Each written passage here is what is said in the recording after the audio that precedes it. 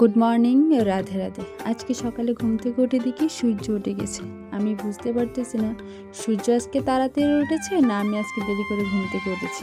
অনেক দিন পর রৌদ্র দেখে খুব ভালোই লাগছে। এতদিন তো ঠান্ডা কুয়াশায় কুয়াশায় মানে কি অবস্থা। আজকে অনেক দিন পর রোদ দেখে খুব ভালোই লাগছে। আর এখানে দেখো আমরা ঘরের সামনে অনেকগুলো দৈন্যা বানিয়েছি। আজকে দেখি খুব সুন্দর হয়ে উঠেছে দৈন্যাগুলো। আর এদিকে আমি উঠান লেপছিলাম।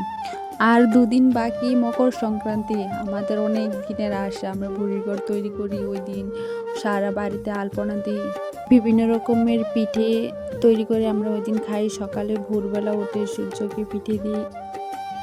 কথায় বলে না, বাঙালির 12 মাসে 13 পার্বণ, তার মধ্যে একটা হচ্ছে এ পৌষ সংক্রান্তি।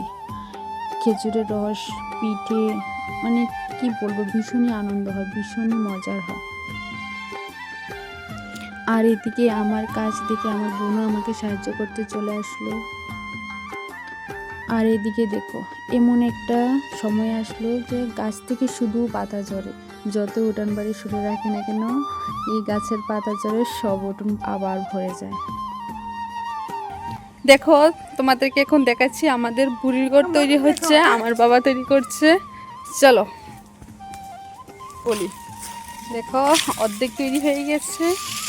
এই হচ্ছে বুড়ির ঘর, হচ্ছে আমার বাবা। খাওয়ার তুলনায় এখানে এই ঘরটাকে পুরার বেশি প্রস্তুতি চলছে। চলো এটার ভিতরে গিয়ে দেখা যাক। এই হচ্ছে আমাদের বুড়ির ঘর। যেতে পারি না,